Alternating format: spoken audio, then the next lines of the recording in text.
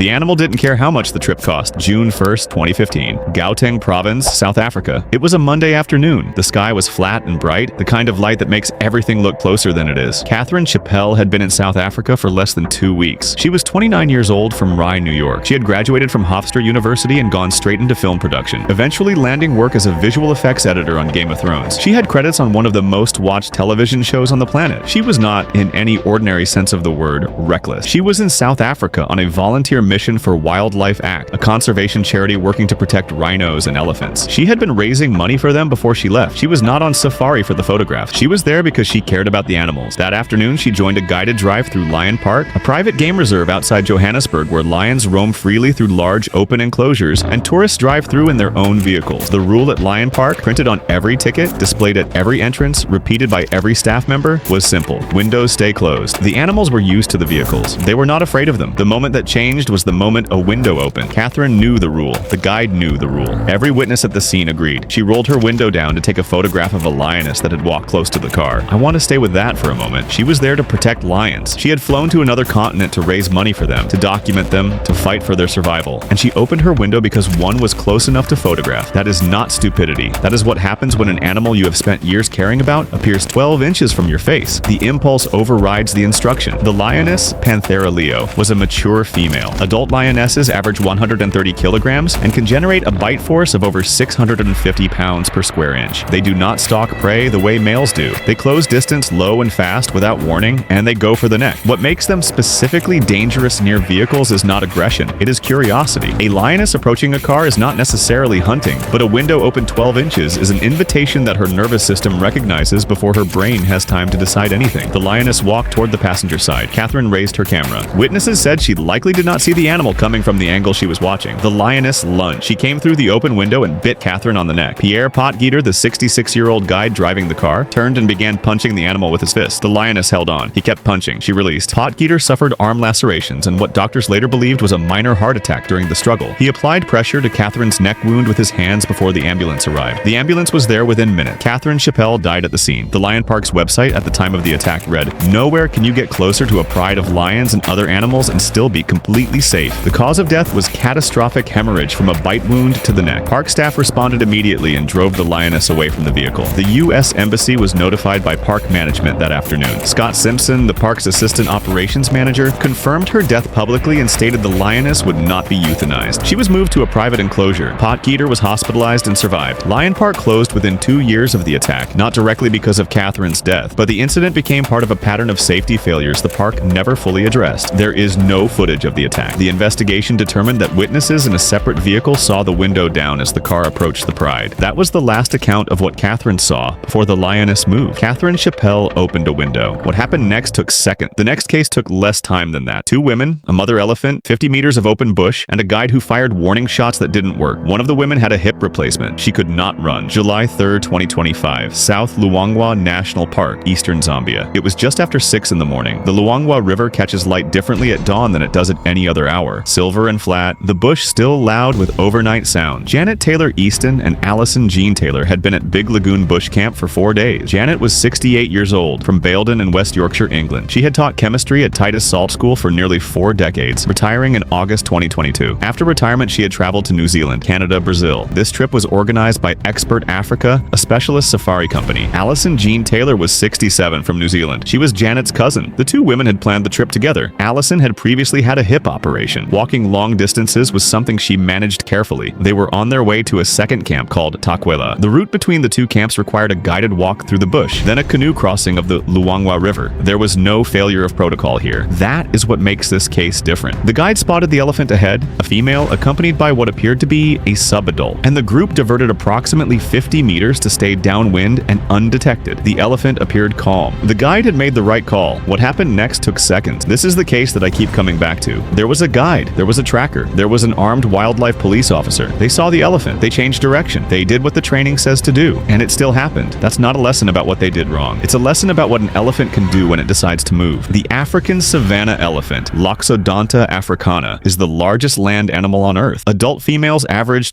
700 kilograms. At full charge, they reach 55 kilometers per hour. A mother elephant with a calf is operating on a threat detection system that evolution has calibrated over millions of years. Anything that moves moves in her direction is a predator until she decides otherwise. Female elephants with calves are significantly more dangerous than bulls and musk because their aggression is not cyclical. It is constant, instinctive, and requires no provocation beyond proximity. The group was 50 meters away. At 55 kilometers per hour, that is approximately 3 seconds. The armed officer walking at the back of the group saw the elephant turn first. He shouted, "Elephant!" The women turned. The elephant was already at full speed. Allison Jean Taylor, whose hip made fast movement difficult, was caught first. The officer fired warning shots. Janet Taylor Easton was caught as the officer fired. The elephant was hit by at least one shot and wounded. The guides could not stop the charge. Both women died at the scene. Eastern Province Police Commissioner Robertson Mwemba confirmed both deaths to the Zambia Daily Mail within hours. The Zambian Ministry of Tourism announced a full investigation the following day. An inquest at Bradford Coroner's Court later heard that the incident had occurred in a matter of seconds. The assistant coroner told Janet's family, "A walking safari does entail risks. The risk that unfortunately unfolded on the 3rd July is very rare." Janet's brother attended the inquest. He said, "Nothing is going to change the matter that Janice is no longer with us, but the family is concerned that lessons should be learned so that other families don't have to go through this." The cause of death for both women was blunt force trauma consistent with elephant attack. Their bodies were transported to Mambao District Hospital. Expert Africa, the company that arranged the trip, cooperated with the investigation. The Zambian Ministry of Tourism's review found the guides had followed correct protocol. The elephant, wounded by warning shots, was not immediately located after the attack. Janet Taylor Easton and Allison Jean Taylor were buried in England and New Zealand respectively. The Bradford inquest returned a conclusion of death by misadventure. There was no video. The wildlife police officer's camera had not been activated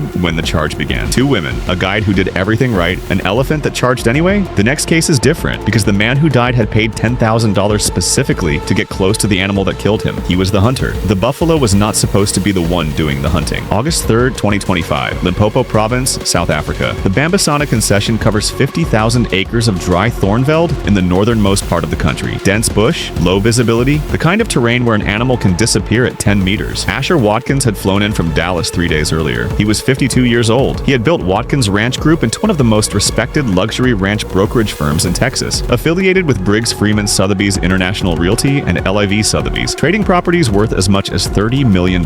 He had hunted on multiple continents. His social media documented years of expedition, cougars, black-tailed deer, plains game. He had flown to Johannesburg with his mother Gwen, his stepfather Tony, and his brother Eamon. A light aircraft had taken them north to the concession. His professional hunter was waiting. The trip cost approximately $10,000. His first day, he took a common waterbuck. His second day, he began tracking a Cape buffalo. The Cape buffalo had been located. It was unwounded. No previous shots, no injury, no reason to be specifically aggressive. Watkins and his professional hunter and their tracker moved into the thick bush to close the distance for a clean shot. This is standard procedure for dangerous game hunting. Stalk slowly, get within range, take the shot before the animal detects you. The buffalo detected them first. I want to be precise here about what the safari company's own website said about Cape buffalo before this trip happened. And I'm not saying this to make a point about trophy hunting, because that's not what this video is. I'm saying it because it's the most important detail in the case. Coenraad Vermaak Safaris described the Cape buffalo as the most dangerous animal to pursue in Africa, let alone the world. They wrote that buffalo are known to charge unprovoked and that hunters needed cool nerves and a steady hand. They sold a $10,000 hunt around that reputation. Asher Watkins knew what he was walking toward. He had hunted dangerous game before. He was not naive. The buffalo still won. The Cape buffalo, Synchorus caffer, is a bovine that has never been successfully domesticated in recorded history. Adult bulls weigh between 600 and 900 kilograms. Their horns fuse at the skull into a continuous bone shield called a boss, capable of deflecting rifle rounds at close range. Their top speed is 56 kilometers per hour. What makes them specifically lethal to hunters is behavioral. A wounded buffalo does not flee. It circles back, it uses vegetation for cover, it waits. Wildlife managers in southern Africa refer to this pattern as the ambush loop. The animal that appeared to run has actually repositioned to attack from behind. The buffalo Watkins was tracking was unwounded, but it had gotten wind of the hunting party, and it had moved into cover. The buffalo burst out of the thick brush from less than 10 meters. It was moving at full speed, 56 kilometers per hour from a standing start. Watkins had no time to raise his rifle. The professional hunter beside him fired from close range, but the shot came after the impact. The buffalo struck Watkins with its horns and knocked him backward. The force of a Cape buffalo at full charge is roughly equivalent to being hit by a mid-sized car at highway speed. Paramedics were called to the concession. They confirmed Watkins was dead on arrival. He had severe lacerations to his stomach and ribs. His mother, stepfather, and brother were at the safari lodge when the news reached them. The professional hunter killed the buffalo with a single follow-up shot. His daughter, Savannah, was 16 years old. She was in Dallas when she found out. His ex-wife, Courtney, who had filed for divorce from Watkins in the months before the trip, was with her. Cause of death was penetrating trauma to the abdomen and thorax from buffalo horn impact. The Limpopo police opened an inquest, which is standard procedure for any death on a hunting concession. Konrad Vermaak Safaris cooperated fully with investigators. Hans Vermaak, the head of the company, issued a statement confirming Watkins' death and describing the attack as sudden and unprovoked. The family flew his body back to Texas. The safari company noted that no species on Earth has killed more hunters in southern Africa annually than the Cape buffalo, more than lions, more than leopards, more than crocodiles. There is no footage. Hunting concessions do not operate body camera. The sequence of events was reconstructed from accounts by the professional hunter and the tracker. Asher Watkins had hunted all over the world. He was not a beginner. He was with professionals. The buffalo still closed 10 meters before anyone could react. The last case in this video involves an animal that does not move the way a lion or buffalo move. It moves underwater, in silence, at a speed no one walking a riverbank is ever fully prepared for. June 5th, 2024. Lower Zambezi National Park, Zambia. The Zambezi River runs along the park's southern boundary. Wide, slow at the surface, dark underneath. It is one of the most reliable